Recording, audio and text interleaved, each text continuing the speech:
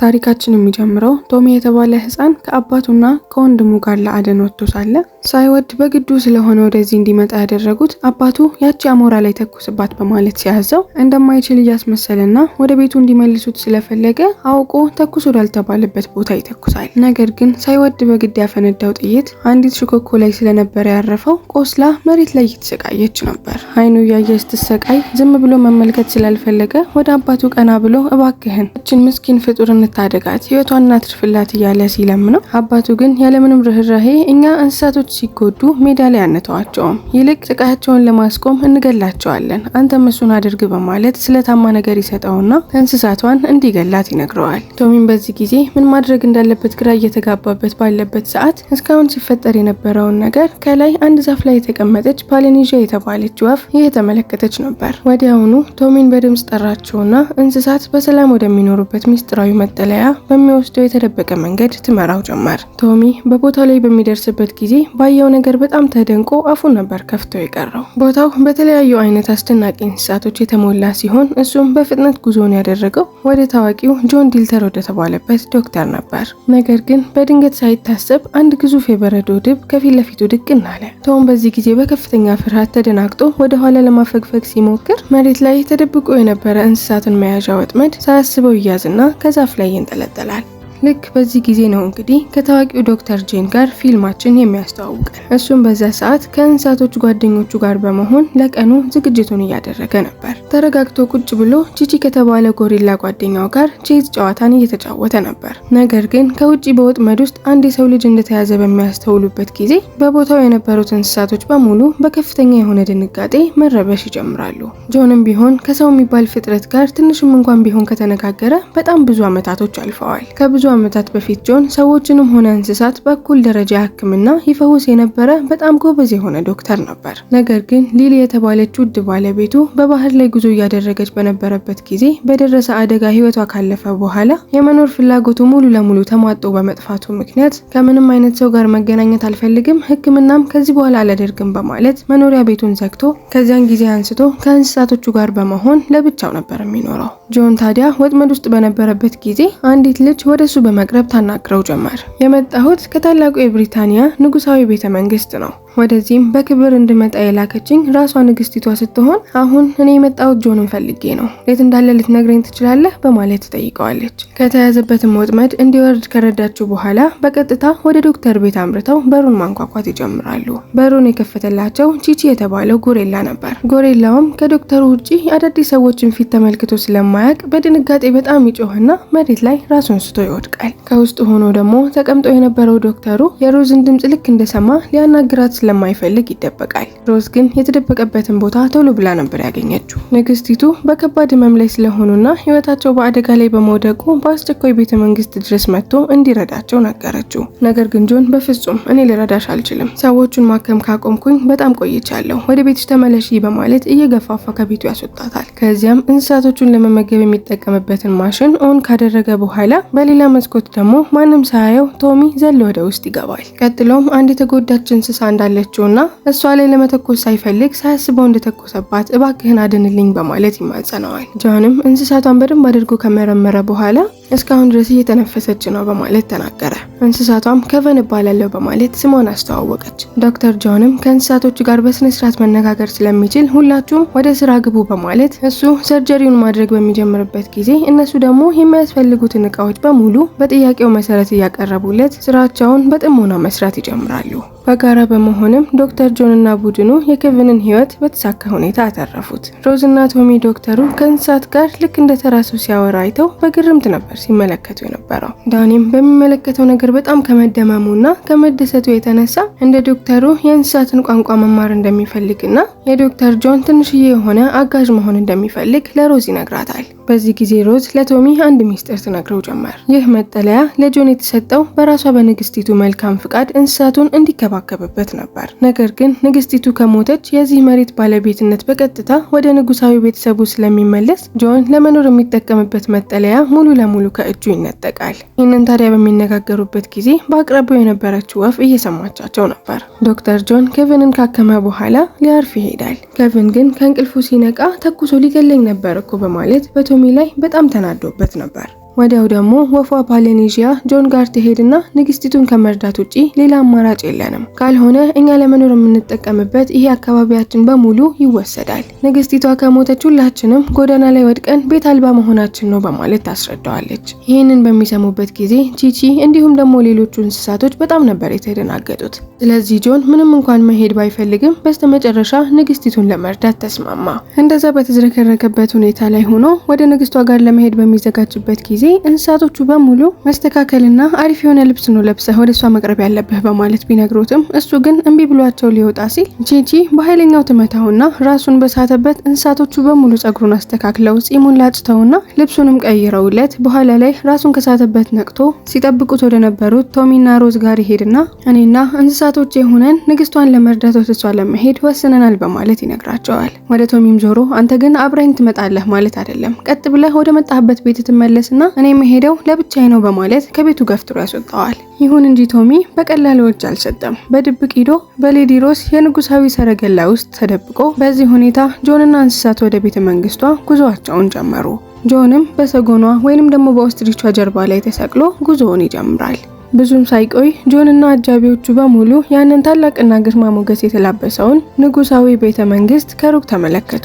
በዛ ታሪካዊ ግንብ ውስጥ ግን ማድፍላይ የሚባል አንድ ሌላ ዶክተር ነበር። ይህ ማድፍላይ የተባለው ዶክተር ግን እውነተኛ ሕክምና ከማድረግ ይልቅ የማይረቡና አሰልቺ ቀልዶችን እየቀለደ ንግስቲቱን የሚያክም መስሎ ዝም ብሎ የማይረቡ ነገሮችን ብቻ ይሰራ ነበር። ልክ በዚህ ጊዜ ከንግስቲቱ ታማኝ የንጉሳዊ አማካሪዎች አንዱ የሆነው ሎርድ ቶማስ ስለ ንግስቲቱ ጤንነትና ወቅታዊ ሁኔታ ሲጠይቀው ዶክተር ማድፍላይ ግን ፊቱን አጨልሞና ድምጹን ቅንስ አድርጎ ንግስቲቱ እጅግ በጣም በአስከፊ ሁኔታ ላይ እንደምትገኝና ምናልባትም ከአንድ ሳምንት በላይ የመኖር እድል እንደሌላት በሚስጥር ነገረው። ልክ በዚያው ቅጽበት ዶክተር ጆን በተለያዩ እንስሳቶች ተከቦ ቤተ መንግስት ውስጥ ይገባል። እነዚያ ቤተ መንግስት ውስጥ የነበሩ ሰዎች በሙሉ እሱን በብዙ እንስሳቶች ታጅበው ሲመለከቱት በከፍተኛ መደነቅና አፋቸውን ከፍተው ነበር። የቤተ መንግስቱ ጠባቂዎች ታዲያ በሰረገላ ውስጥ ተደብቆ የተገኘውን ታዳጊ ቶሚን ማነው ይሄ እያሉ በጉልበት እየጎተቱ ወደ ውስጥ ሲያስገቡት ጆንም እንዲቀጣ ስላልፈለገ የኔ አጋዥ ነው ልቀቁት በማለት ይነግራቸዋል። ዶክተር ጆን ገና ወደ ውስጥ እንደገባ ነበር ያንን አታላይ የሆነው ዶክተር ማድፍላይ ወዲያውኑ ያለየው። ምክንያቱም እነዚህ ሁለቱ ገና በልጅነታቸው አንድ ትምህርት ቤት ተምረው ስለነበረ ይታወቃሉ። ነገር ግን ማድፍላይ ገና ከልጅነቱ ጀምሮ በጆን ተሰጥኦና ብልሃት ሁል ጊዜ ይቀናበት ነበር። ጆንም የንግስቲቱን ሁኔታ በስነ ስርዓት ማወቅ ስለፈለገ ለውሻው ሂድና እስኪ አሽትታት በማለት ያዘዋል። ምክንያቱም ጂፕ ከተፈጥሮ በላይ የሆነ በጣም የሚደነቅ የማሽተት ችሎታ ነበረው። ውሻውም በታዘዘው መሰረት በንግስቲቱ አልጋ ላይ ይሰቀልና በደንብ አድርጎ ካሸተታት በኋላ ንግስቲቱ ናይት ሼድ ብሎሰም በተባለ እጅግ ብርቅዬና ገዳይ የሆነ መርዛማ አበባ መመረዟን ለጆን በሹክሹክታ ይነግረዋል። ይህኔ ሎርድ ቶማስና ዶክተር ማድላይፍ በድንጋጤ ቀረብ ብለው ምን እንደሆነች ነገረ ምንድነው የሆነችው አለ እያሉ በጉጉት በሚጠይቁበት ጊዜ ጆንም የንግስቲቱ ህመም ተራ ሳይሆን በቀላሉ የማይገኝና በጣም ብርቅዬ ከሆነ አንድ አበባ በሚወጣ መርዝ ነው የተመረዘችው። በተጨማሪም በዚህ በያዝነው ወር በ17ኛው ቀን ላይ ታላቅ የፀሐይ ግርዶሽ እንደሚከሰትና ከዚያ ቀን በፊት እውነተኛውን ፈውስ ካላገኘች በስተቀር ህይወቷ እንደሚያልፍ በቁጭት ነገራቸው። በዚያው ቅጽበት ዶክተር ጆን ግን ይህንን መሰሪ ድርጊት ከጀርባ ሆኖ የፈጸመው ይሄው አጠገቡ የቆመው ሎርድ ቶማስ እንደሆነ በልቡ መጠርጠር ይጀምራል። ስለዚህ የእሱን ሁኔታ ድርጊትና የሚነጋገራቸውን ነገሮች በሙሉ ለመከታተል እንዲያመቸው እንጨት የምትመስል ትንሽዬ የሆነች ኢንሴክት ግድግዳ ላይ ከተሰቀለው ስዕል ጀርባ አድርጎ ይደብቃታል። ቀጥሎም ወደ ሮዝ ጠጋ ይልና ከዚህ በኋላ ለንግስቷ ምግብ ስታቀርቢ ራስሽ በእጅሽ በደንብ አድርገሽ ተጠንቅቀሽ የሰራሽውን መሆን አለበት። አንቺ ከሰራሽው ምግብ ውጪ ማንም ሰው እንዳይበላ በማለት አስጠንቅቆ ይነግራታል። ይሄኔ መሰሪው ቶማስ ፊቱን ያዞርና ታዲያ ንግስቲቱን እንዴት አድርገህ ነው ልታድናት ያቀድከው በማለት በንቀት ሲጠይቀው ጆንም ለማዳን አሁን ጭንቅላቴ ላይ የመጣልኝ መንገድ ቢኖር ብቸኛ አንድ ብቻ ነው። እሱም እስካሁን ድረስ በማንም ሰው እጅ ገብቶ የማያውቀውን ኤደን አይላንድ የተባለች ሚስጥራዊ ደሴት ላይ የምትገኝ አንድ አስማታዊ የሆነች ፍሬ አለች። እሷን ማምጣት ከቻልኩኝ ብቻ ነው ንግስቷ ልትድን የምትችለው በማለት ይነግረዋል። ማድፍላን ግን በጣም እየተሳለቀበትና እየሳቀበት ይሄ የማይሆን አይዲያ ነው። ይህ የሰነፎች ተረትና አፈታሪክ ከመሆን የዘለለ ፋይዳ የለውም በማለት እያጣጣለው እያለ ጆን ግን የእሱን ትችት ሙሉ ለሙሉ ወደ ጎን በመተው ያንን ውድ የሆነ የኤደን ዛፍ ፈልጎ ለማግኘት ከታማኝ የእንስሳ ጓደኞቹ ጋር በመሆን ለጉዞ መነሳት ይጀምራል። ቶሚም እባክህን አብሬህ ልምጣ፣ ወደ ቤት መመለስ አልፈልግም እያለ ሲማጸነው፣ እሱ ግን የመሄድበት ቦታ በጣም አደገኛ ነው፣ እኔ ራሱ በህይወት ላልመለስ እችላለሁ። ስለዚህ እኔ አንተን የመውሰድ እዛና በሰላም አድርጌ ደግሞ ወደዚህ የመመለስን ኃላፊነት መወጣት በጣም ከባድ ነው የሚሆነው። ስለዚህ አታስቸግረኝ፣ አርፈ ወደ ቤት ሂድ በማለት ይልከዋል። ቶሚም በተባለው መሰረት ወደ ቤቱ በሚመለስበት ጊዜ በር ጋር አባቱ ያገኘውና እየሰደበ ያስገባዋል። በዚህም ልቡ የተሰበረው ቶሚ እያዘነ ወደ ክፍሉ ይሄድና እንቅልፉን ይተኛል። ነገር ግን ጠዋት በማግስቱ ሳይታሰብ ወፋ ፓሌኒዚያና ረጅሙን ጓደኛ የሆነውን ቀጭኔ በመያዝ ቶሚን ልትወስደው ወደ ቤቱ ትመጣለች። ፓሌኒዚያም ከሰዎች ጋር ትክክለኛ ቋንቋቸውን እየተጠቀመች ማዋራት ስለምትችል በስነ ስርዓት እያዋራችው ነበር። ዶክተር ጆን አሁን ወደ ኤደን ደሴት ለመጓዝ መርከቡን እያስነሳ ስለሆነ አንተም የግድ አብረው መሄድ አለብህ በማለት ነገረችው። ምክንያቱም አንተ ላይ ልዩ የሆነና እንስሳቶችን የመረዳት የማናገርን ብቃት አይቼብሃለሁ። ቶሚ በሰማው ነገር ቢደሰትም ነገር ግን አመነታ። ዶክተር ጆን እኮ እኔ በፍጹም አብሬው መምጣት እንደማልችልና የሚሄድበትን ቦታ ምን ያክል አደገኛ እንደሆነ በጥብቅ ነው ከልክሎ ያስጠነቀቀኝ። ይህንን በምትሰማበት ጊዜ ግን ፓሌኒዚያ ነገሩን ቀለል አድርጋ ስለሱ ምንም አትጨነቅ፣ እኔ ያለውልህ በማለት አብሯቸው ዝም ብሎ እንዲመጣ ታሳምነዋለች። ወዲያውኑ ቶሚን አንስታ በረጅሙ ቀጭኔ ጀርባ ላይ ታስቀምጠውና ሁለቱ አንድ ላይ በመሆን ጆን ወደሚሄድበት ቦታ እየሮጡ ይሄዳሉ። አንዳንድ የቤተ መንግስቱ ወታደሮች ከኋላቸው እየተሯሯጡ ሊይዟቸው በስተጀርባ ቢከተሏቸው፣ ነገር ግን በፍጥነታቸው ምክንያት ጨርሶ ሊደርሱባቸው አልቻሉም ነበር። ነገር ግን በሚያሳዝን ሁኔታ የባህሩ ዳርቻ ላይ ሲደርሱ የጆን ትልቅ መርከብ ቀድማ ተነስታ ወደ ትልቁ ባህር መጓዝ ጀምራ ነበር። ልክ በዚህ ጊዜ ቶሚ በአቅራቢያው የሚገኝ አንድ ትልቅ ድልድይ ተመለከተ። በፍጥነት ወዳየው ድልድይ ሩጠው እዚያም ድልድዩ ላይ ከተንጠለጠለው የጭነት ማንሻ ገመድ ጋር የታሰረ አንድ ወደ ታች መውረጃ ስለነበረ በኃይል በመዝለል ወደ ሊፍቱ ላይ ይሰቀላል። ሊፍቱን በመጠቀም ወደ ታች እየወረደ በነበረበት ጊዜ ነገር ግን ገመዱ በጣም አጭር ስለነበረ እስከሚፈልግበት ድረስ ወደ ታች መውረድ አልቻለም። ይሁን እንጂ ቶሚ ያቺ መርከብ ላይ ለመሳፈርና ከዶክተሩ ጋር ለመሆን ቆርጦ ተነስቶ ስለነበረ ሌላ ነገር ሳያስብ ገመዱን ለቆ ወደ መርከቡ አሸራ ላይ በቁልቁል ይዘላል። በዚህ ድርጊት ጆን በጣም ነበር የተደናገጠው። ነገር ግን እንደ እድል ሆኖ ምንም ሳይሆን በመርከቡ አሸራ ላይ የነበረውን ገመድ በመያዝ እየተንሸራተተ በሰላም ነበር ያረፈው። ጆን በዚህ ድርጊት በጣም ተቆጥቶ ወደ ውፋ ጋር በመሄድ ቢጮህባትም እሷ ግን በተረጋጋ መንፈስ ጆን ሆይ አንተ እኮ እድሜህ እየገፋና እየደከምክ መጥተሃል። ይህ ጉዞ ደግሞ ለአንተ ብቻህን ቀላል እንደማይሆን አውቃለሁ። ስለዚህ የምትሄድለትን ዓላማ አሳክተህ በሰላም መመለስ የምትፈልግ ከሆነ ግዴታ የሚረዳ ሰው ያስፈልግሃል። የምታስታውስ ከሆነ ከዓመታት በፊት ከምትወዳት ሚስትህ ሊሊ ጋር እኔ ነበርኩኝ ያስተዋወቅኩ። አሁን ደግሞ እሷ የለችም። ከጎንህ ደግሞ አንድ የሚጠብቅ ጓደኛ ያስፈልግሃል። ስለዚህ ነው ቶሚ አንተን እንዲረዳ የኛ ግሩፕ ላይ መቀላቀል አለበት ብዬ ያመጣሁት በማለት በእውነት ታስረዳዋለች። እሱ ምክንያቷን ከሰማ በኋላ እሺ በማለት በሐሳቧ ይስማማል። ቶሚም እዛ እንዲገኝ ጆን እንደፈቀደለት በሚሰማ ጊዜ በጣም ነበር የተደሰተው። ነገር ግን ቶሚ እንዳሰበው አሁን ከእንስሳቶቹ ጋር እንዴት ማውራት እንደምችል ያስለምደኛል ብሎ በሚጠብቅበት ጊዜ ይልቅ መርከቧን ሌሊትና ቀን የማጽዳት አሰልቺ የሆኑ ስራዎችን ብቻ ይሰጠዋል። በሌላ በኩል ደግሞ ቤተ መንግስቱ ውስጥ ያ ሎርድ ቶማስ ለዶክተር ማድፍላይ ብሪታንያ የምትባለውን ግዙፍና ታታሪ የጦር መርከብ ከጆን ጀርባ እንዲላክበት እንዳደረገ ይነግረዋል። አንድ ጊዜ የላኳቸው ሰዎች ጆንን ባህር ላይ ከገደሉት ንግስቲቱን የሚያድን ማንም ሰው ስለማይኖር ቀጣዮቹ የብሪታንያ የበላይ ገዢዎች እነርሱ እራሳቸው እንደሚሆኑ በሚስጥር ይስማማሉ። ቶማስም ማድፍላይን በዚያ የጦር መርከብ ላይ ተሳፍሮ እንዲከታተለው አዘዘው። ነገር ግን እነሱ ሳያውቁ ጆን እዛ በታማኝነት እንድትቀመጥ ያደረጋት ነፍስ ይህንን ሴራ በሙሉ እየሰማቻቸው ነበር።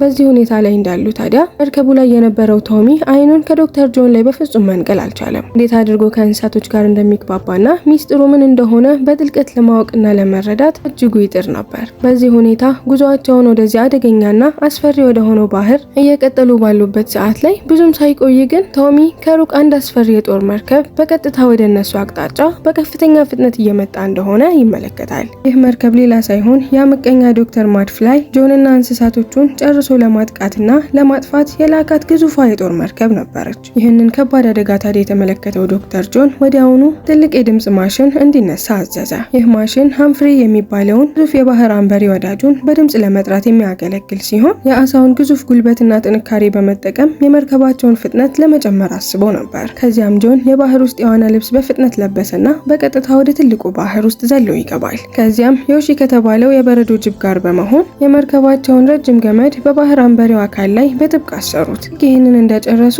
የመርከባቸው ፍጥነት ባልተለመደ ሁኔታ እጥፍ ድርብ ሆኖ በፍጥነት መጓዝ ይጀምራል። ማድፍላይ ቴሌስኮፑን በመጠቀም እየተካሄደ ያለውን ነገር በሙሉ ከተመለከተ በኋላ በከፍተኛ ቁጣና ቅናት ተሞልቶ ወደ ጆን መርከብ በከባዱ ጠመንጃዎችን መተኮስ ይጀምራል። በዚያ ሰዓት ያ ጆንን አጥብቆ ይዞት የነበረው ትልቅ ገመድ ሳያስቡት ይቺ እጅ አምልጦ ተንሸራተተ። ይህኔ ዶክተር ጆን ብቻውን በጥልቁ በባህር ውስጥ እየሰመጠ እያለ በመርከቡ ላይ ያሉት እንስሳቶች በሙሉ ምን ማድረግ እንዳለባቸው ጠፍቷቸው በድንጋጤ ሲረበሹ፣ እዛ ሰዓት ቶሚ በጀግንነት ያንን የላላ ገመድ አጥብቆ ይይዘዋል። ከዚያም እንስሳቶቹ በሙሉ በመተባበር ገመዱን እየጎተቱ የጆንን ሕይወት አዳኑለት። ጆንም ሕይወቱን ያዳነለት ቶሚ እንደሆነ በሚመለከትበት ጊዜ በጣም ነበር የተደነቀው። ቺቺም በዚህ ጊዜ አንገቱን ድፍት አድርጎ የያዝኩት ገመድ ከእጄ በሚያመልጠኝ ጊዜ ትሞታለህ ብዬ በጣም ፈርቼ ነበር በማለት ለዶክተሩ ሲነግረው፣ ጆንም አረ ምንም አትጨነቅ፣ ዋናው በሕይወት መትረፌ ነው። ደሞ እኮ አንዳንድ ጊዜ ፍርሃት ራሱ የራሱ የሆነ የተለየ ደስ የሚል ስሜት አለው በማለት ያረጋጋዋል። በዚያን ዕለት ምሽት በመርከቧ ላይ የነበሩት እንስሳት በሙሉ በጥልቅ እንቅልፍ ውስጥ በነበሩበት ሰዓት ጆን ቀስ ብሎ በእጁ ምልክት በመስጠት ቶሚን ወደሱ እንዲመጣ ይጠራዋል። መጥቶም ለጥቂት ጊዜ መርከቧን መሪ እንዲይዝለት መርከቧን እንዲያሽከረክር ሲፈቅድለት ቶሚም በነገሩ ተገርሞ ለመሆኑ ወደዚያች ኤደን ዛፍ የሚወስደውን እውነተኛ መንገድ በትክክል ታውቀዋለህ በማለት ይጠይቀዋል። ጆንም ነገሩን ማብራራት ይጀምራል። ያቺ ድንቅ የሆነች የኤደን ዛፍ በማንኛውም ተራ የሰው ልጅ ካርታ ላይ ጨርሶ ልትገኝ አትችልም። ነገር ግን ውድ ባለቤቱ ሊሊ በአንድ ወቅት ወደዚያ የሚወስደውን ሚስጥራዊ መስመር አግኝታው ነበር። ነገር ግን በሚያሳዝን ሁኔታ ያንን ቦታ ፈልጋ ለመሄድ መርከቧን አስነስታ ስትጓዝ መርከቧ በከባድ ማዕበል ተመቶ በዛው ባህር ውስጥ ሰምጣ ነበር የሞተችው። እሷም ሰምጣ በቀረችበት ጊዜ ያንን ሁሉ ከባድ አደጋ ግን ተርፎ የወጣው ብቸኛው ነገር እሷ የግል ማስታወሻ ደብተር ብቻ ነበር። ያ ደብተር ደግሞ በውስጡ ወደ ኤደን የሚወስደውን ትክክለኛ ካርታ ይዟል። ነገር ግን ያ ውድ መጽሐፍ አሁን የሚገኘው በሊሊ ጨካኝ አባት ውስጥ ነው። ለዚህ ጉዟችንን ከመቀጠላችን በፊት መጀመሪያ ሞንቴቬራ ወደምትባል ከተማ በመሄድ ያንን መጽሐፍ መስረቅ አለብን። ይህቺ ሞንቴራ የምትባለው ከተማ ግን እጅግ በጣም አደገኛ በሆኑ ባህር ላይ ዘራፊዎች ወይንም ደግሞ ወንበዴዎች የምትመራ ነበረች። ፓሬቲስ የሚባሉት በባህር ላይ የሚጓዙ መርከበኞችን በመዝረፍና ሰዎችን በመግደል የሚታወቁ ጨካኝ የሆኑ ሰዎች ናቸው። ንጉሷንም የሌሊት አባት የሆነው ንጉስ ራሱሊ ነበረ። ይህ ሁሉ ዓመታት ቢያልፍም ንጉስ ራሱሊ አሁንም ቢሆን ውድ ልጁ ሊሊ ከእርሱ ተለይታ በባህር ላይ የሞተችው በዶክተር ዶሊትል ሰበብ እንደሆነ ያምን ነበር። በዚያም ምክንያት ጆንን በከፍተኛ ሁኔታ ይጠለዋል። አይኑን ራሱ ሊያየው አይፈልግም። እንዲያውም ካገኘው ገድለዋለሁ እያለ ሁሌ ያፈላልገው ነበር። በዚህም ምክንያት ጆን እና ቶሚ ማንነታቸውን ለመደበቅ ልዩ የሆነ የባህር ወንበዴዎችን ልብሶች በመልበስ በሚስጥር ወደ ራሱሊ ከተማ ዘልቀው ይገባሉ። ተሳክቶላቸው እስከ ንጉስ ታላቅ ቤተ መንግስት ድረስ መግባት ቢችሉ ብዙም ሳይቆዩ ግን የሚሄዱበት መንገድ በትልቅ ዝግ በር ተዘግቶ ያገኙታል። ወዲያው ጆን ጀምስ የተባለውን የውሃ ተርብ ወዳጁን ጠርቶ እርዳታ ይጠይቀዋል። ጀምስም መልእክቱን በዚያ ለነበሩት በርካታ ጉንዳኖች በደንብ አድርጎ አስረድታቸው ጉንዳኖቹን በጋራ ተባብረው ያንን ትልቅ በር ከውስጥ ሆኖ ከፈቱለት። ነገር ግን ከበሩ በስተጀርባ የነበሩት የብረት ዘንጎች በጣም ጠባብ ከመሆናቸው የተነሳ እኔማስ በፍጹም በዚህ በኩል ማለፍ አልችልም። ቶም አንተ ትንሽ ስለሆንክ ከጄምስ ጋር ሁንና ወደ ንጉስ ራሱሊ መኝታ ክፍል እንዲሄድ ለብቻው ይሰደዋል። ቶሚ ወደ ውስጥ በሚስጥር በገባ ጊዜ ንጉስ ራሱሊ ከበርካታ ግዙፍ አንበሶች ጋር በሰላም ተኝቶ አገኘው። ንጉስ ራሱሊ ለአንበሶቹ ልዩ የሆነ ፍቅር ነበረው። እንዲያውም ከማንኛውም የሰው ልጅ ይልቅ በእነዚህ አንበሶች ላይ በጥልቅ ይተማመን ነበር። ቶሚ ምንም ድምጽ ሳያሰማ በጥንቃቄ ወደ ንጉሱ የተደበቀ የሀብት ሳጥን እየሄደ እያለ በዚያ በተከመረው ወርቅና የከበሩ ድንጋዮች መካከል ሆኖ የሊሊን ማስታወሻ ደብተር በክብር ቁጭ ብሎ አገኘው። ነገር ግን ደብተሩን ሊያነሳ እጁን በዘረጋበት በዚያው ቅጽበት ነበር ንጉሱ ራሱሊ በድንገት ከእንቅልፉ ተነስቶ ወዲያው በቁጥጥሩ ስር ሲያውለው አብሮት የመጣውም ዶክተር ጆን በዚያው ቅጽበት በጠባቂዎቹ ተያዘ። ራሱሊን በጣም በመበሳጨት ወደዚህ በመምጣትህ ከፍተኛ የሆነ ጥፋት ነው ያጠፋኸው። እዚህ የመጣኸው ከኔ ማህርታን አገኛለሁ ብለህ አስበህ ከሆነ በጣም ጅል ነህ። ምክንያቱም ዛሬ ምሽት ከዚህ ቦታ በህይወት እንድትወጣ በፍጹም አልፈቅድልህም ሲል ዛተበት። ከዚያም ንጉስ ራሱሊ ቶሚን በጉልበት እየጎተተ ወደ ሌላ ክፍል ከወሰደው በኋላ ጆንን ግን በብረት ሰንሰለቶች አስሮ በክፍሉ ውስጥ ለብቻው ተወው። ይህ ብቻ አልነበረም። ጆንን ጨርሶ እንዲበላውና እንዲገለው ቤሪ የሚባል አንድ አስፈሪ አንበሳ ወደ ክፍሉ ለቀቀበት። አንበሳውም በከፍተኛ ድምጽ እያገሳ ምናልባት አንተ ረስተኸኝ ይሆናል፣ እኔ ግን መቼም አልረሳህም አለው። ምክንያቱም ከዓመታት በፊት ጆን የዚህን አንበሳ ህመም እያከመለት እያለ ህክምናውን ሳይጨርስ የንጉሱን ልጅ ሊሊን በመያዝ በመኮብለሉ ህክምናው ሳይጠናቀቅ ቀርቶ ነበር። ባልተጨረሰው ህክምና ምክንያት ለረጅም ጊዜ ስለተሰቃየ ከዚያን ጊዜ ጀምሮ የበቀል ቀኑን በጉጉት እየተጠባበቀ ነበር። ጆን ለማምለጥ በቻለው አቅም ቢሞክርም ነገር ግን እጁ በኃይል ታስሮ ስለነበረ እየዘለለ ከመንጠላጠል ውጪ ሌላ ምንም ነገር ማድረግ አልቻለም። በሌላ በኩል ደግሞ ንጉስ ራሱሊ ታዳጊውን ቶሚን በግድ የባህር ወንበዴዎች ቡድን ውስጥ እንዲቀላቀል እያስገደደው ነበር። ነገር ግን ቶሚ በዚህ ጊዜ የእንስሳትን ቋንቋ ቀስ በቀስ እየለመደ ስለነበረ ውሃ ተርቡን ጄምስን በመጠቀም የጆን ህይወት በአደጋ ላይ መሆኑን ለወፏ ለፖሊንዚያ በሚስጥራዊ መልእክት ላከላት። ልክ ፖሊ ይህንን በሰማች ጊዜ ጆንን ሊያድኑ የሚችሉበትን ፕላን ታወጣለች። የበረዶ ድብ ዮሺ የባሩድ ክምችት በሞላበት አንድ ትልቅ ቤት ላይ እሳት ለቀቀበት። ይሄኔ መላውን መንግስት ያናወጠ እጅግ ግዙፍ ፍንዳታ ተከሰተ። ይህንንም ፍንዳታ የሰሙት በከተማ ውስጥ የነበሩት ሰዎች በታላቅ ድንጋጤ ውስጥ ይገቡና ወዲያው ግርግር መፈጠር ይጀምራል። ልክ በዚህ ጊዜ ፖሊኔዚያ ጆንን ለማዳን ወደ ክፍሉ በራ በመግባት በአንበሳው ላይ ጥቃት ስትሰነዝር፣ ነገር ግን አንበሳው በኃይለኛ መቷት ክንፏን በከባድ ሁኔታ አቆሰለው። ልክ በዚህ ጊዜ ግን ጎሪላው ቺቺ የእስር ቤቱን በር በኃይል ሰብሮ ወደ ውስጥ ይገባል። አንበሳው ጆንንና ፖሊኔዚያን ሲያጠቃ በተመለከተ ጊዜ በውስጡ የነበረው ፍርሃት በሙሉ በአንድ ጊዜ ተሟጦ ይጠፋና ፍርሃቱን በሙሉ ወደ ጎን በመተው ባለው ጥንካሬ በሙሉ ወደፊት ተወርሮ አንበሳው ባሪን መሬት ላይ ፈጠፈጠውና ራሱን ስቶ እንዲወድቅ አደረገው። በሌላ በኩል ቶሚ በዚያ ግርግር መሃል ወደ ንጉሱ ክፍል ውስጥ በመግባት የሊሊን ማስታወሻ ደብተር በእጁ አስገብቶ እየሮጠ ሲወጣ ሳይታሰብ ያ ምቀኛ የሆነው ዶክተር ማድላይፍ እና የታጠቁ ወታደሮቹ ከበቡት። ይዞት የነበረውንም የሊሊን ማስታወሻ ከእጁ ላይ ከነጠቀው በኋላ ገልጦ እያነበበው እያለ ጆንም ወደሱ ተመልክቶ ለመሆኑ ንግስቲቱን በመግደል ምንድነው የምታገኘው ጥቅም በማለት ሲጠይቀው ማድላይፍን በትዕቢት ተሞልቶ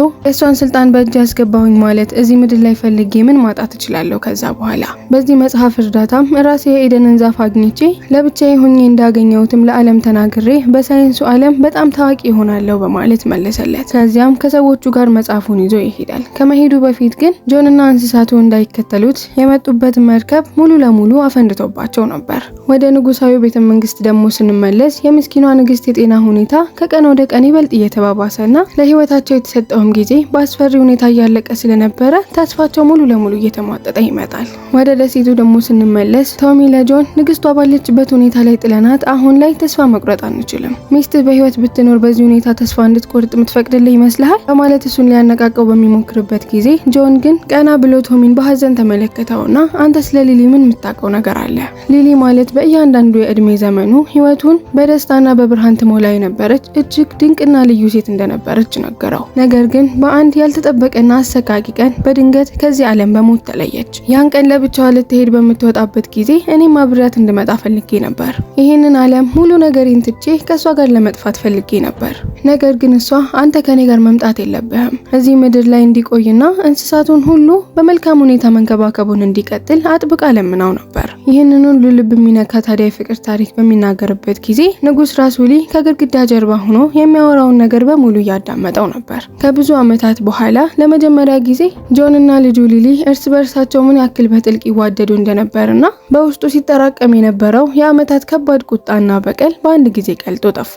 ከዚያም እስከዛሬ ስላደረገው ነገር እንደማረው እንዲሁም ደግሞ ይቅርታ ለመጠየቅም በስጦታ መልክ ከራሱ የድሮን መርከቦች መካከል አንዷን ምርጥ መርከብ በነፃ አበረከተለት። በዚህ መልኩ ዶክተር ጆን እና ታማኝ የእንስሳት አጋሮቹ በሙሉ በዚያች አዲስ መርከብ ላይ ተሳፍረው በድጋሚ ጉዞአቸውን ወደ ትልቁ ባህር ቀጠሉ። አሁንም ቢሆን እዛ ባህር ውስጥ የሚገኙት እነዚያ ትላልቅ አሳ ነባሪዎች ያንን መርከብ በኃይል እየጎተቱ ያንን ዶክተር ማድላይፍን ለመያዝ በባህር ላይ ያሳደዱት ነበር። ከበርካታ ቀናትና ሌሊቶች አስቸጋሪ የባህር ላይ ጉዞ ካደረጉ በኋላ በስተመጨረሻ ያቺ የኤደን ዛፍ ወደምትገኝበት ሚስጥራዊ ደሴት ደረሱ።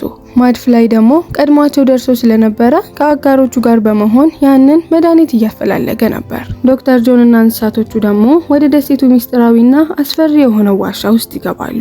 በዋሻ ውስጥ የሚገኙትን ትላልቅ ድንጋዮች ደግሞ ጆን በእጁ በሚነካበት ጊዜ ፎክስ ፋየር ፈንገስ የተባለ በጨለማ ውስጥ የሚያበራ ልዩ የእንጉዳይ ዝርያ በድንጋዮቹ ላይ ያደገ እንደሆነ አስተዋለ።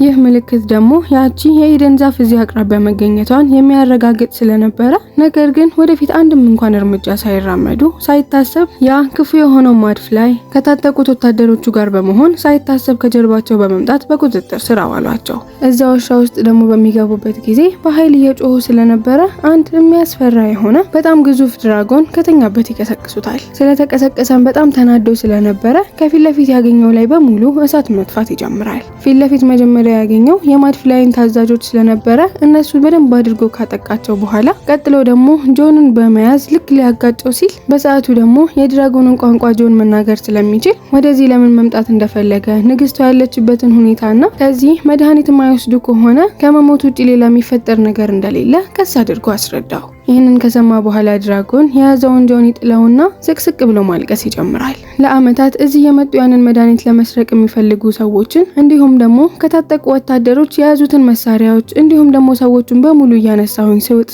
መሳሪያዎቻቸው ሆዴ ውስጥ እየተጠራቀመ አሁን ላይ በጣም ከባድ የሆነ በሽታ ሰጥቶኛል። ልክ እነ ጆን ይህንን ሲሰሙ ከእንስሳቶቹ ጋር በመሆን ድራጎኗን እያከሙ መረባረብ ይጀምራሉ። በስተመጨረሻም አክመዋት ጨርሰው ሆዷ ውስጥ የነበሩትን አላስፈላጊ የሆኑ መሳሪያዎች በሙሉ ደግሞ አወጡላት። ልክ ሰርጀሪያቸውን እንደጨረሱ ለረጅም ጊዜ ተሰምቷት የማያውቀው ሰላም ስለተሰማት ስላደረጉት ነገር በደንብ አመስግናቸው እንዲሁም ደግሞ የምትፈልጉትን ነገር እንድትወስዱ እኔ ራሴ መንገዱን እመራቸዋለሁ በማለት እየመራቻቸው ራሷ በፏፏቴው ጀርባ ተደብቆ ወደሚገኘው እውነተኛው የኤደን ዛፍ የሚገኝበትን ቦታ አሳየቻቸው። ከዚያም ቦታ ዶክተር ጆን ንግስቲቱን ከመሞት ለማዳን እጅግ በጣም የሚያስፈልገውን ያንን ብርቅዬና አስማታዊ ፍሬ ከዛፉ ላይ በጥንቃቄ ቆረጠ። ነገር ግን ምንም ጊዜ ሳያባክኑ በፍጥነት ተጉዘው ወደ ንጉሳዊ ቤተመንግስቱ በሚደርሱበት ጊዜ ነገሩ ሁሉ የረፈደ ይመስል ነበር። ምክንያቱም የንግስቲቱ ትንፋሻቸው ተቋርጦ አስክሬናቸው አልጋ ላይ አርፎ ነበር። ልክ በዚህ ሰዓት ዶክተር ጆን እና የእንስሳት ቡድኑ በሩን ሰብረው ወደ ውስጥ ዘልቀው ገቡ። የመሰሪው ጓደኛ የሆነው ታዲያ ሎርድ ቶማስ ከጠባቂዎቹ ጋር በመሆን ሊያስቆማቸው በኃይል ቢሞክሩ ጆን ግን ወደ ንግስቲቱ አልጋ በፍጥነት ይሄድና ከዚያ ያመጡትን አስማታዊ የሆነ የፍሬ ጭማቂ በቀጥታ አፏ ላይ አንጠባጠቡት። ከትንሽ ሰከንዶች በኋላ ህይወት ወደ ንግስቲቷ ሰውነት ትመለሳለች። እስከዛሬ ከታመመችው በሽታ ሙሉ ለሙሉ ድና ከእንቅልፉ እንደተነሳ ሰው ከአልጋዋ ብድግ ብላ መነሳት ትጀምራለች። ይህንን የተመለከቱት እንዳለ ሮዝ እንዲሁም ደግሞ እንስሳቶቹ በሙሉ በጣም ደስ አላቸው። ጆን ከዚህ በሚሄድበት ጊዜ ግድግዳ ላይ የነበረው ስዕል ላይ ሰቅሏት የሄደችው ታዲያ ትንሽዬ የሆነች እንስሳ እሱ እዚህ ባልነበረበት ጊዜ ሲያወሩ የሰማችውን ነገር በሙሉ ለጆን ትነግረዋለች። ሎርድ ቶማስ ሆን ብሎ ንግስቲቷን ለመግደል ብሎ እንደመረዛት ይናገራል። ጋርዶቹም ሰውነቱን በሚፈትሹበት ጊዜ እሷን ለመመረዝ ሲጠቀምበት የነበረው የመርዝ ዕቃ ሰውነቱ ውስጥ ተገኘ። ንግስቲቷም ቶሎ ብላችሁ ወደ እስር ቤት ላኩት በማለት አዘዘች። በመቀጠል ወደ ጆንም እየተመለከተች እንዴት አድርጌ ህይወቴን ስላዳንክልኝ እንደማመሰግንህ አላቅም። በዚህ መልኩ ከልብ የመነጨ ታላቅ የሆነ ምስጋና ክብር ካቀረበችለት በኋላ በታሪካችን ማጠቃለያ ላይ ዶክተር ጆን ያንን ዝግ ሆኖ የነበረውን አኒማል ሳንክቹዋሪ ወይንም ደግሞ የእንስሳት መጠለያ ለህዝብ በድጋሚ ክፍት አደረገው። ከሁሉም የዓለም አቅጣጫ በርካታ ሰዎች የእንስሳቶቻቸውን ህመም ለማከም ወደ እርሱ ይመጡ ጀመር። ቶሚም ቢሆን በታላቅ ኩራትና ጀግንነት ከዶክተሩ ጎን በመቆም ታማኝ ሆኖ ጆንን ከስር እያገለገለው እንዲሁም ደግሞ እንስሳቶችን ቋንቋ እንዴት አድርጎ በደንብ እንደሚናገርና እንዴት አድርጎ ማከም እንደሚችል መማሩን ቀጠለ። የዛሬው ፊልማችን በዚህ ያበቃል። ከተመቻችሁ ሰብስክራይብ፣ ያልተመቻችሁ ነገር ካለ ደግሞ ኮሜንት ላይ አስቀምጡልኝ።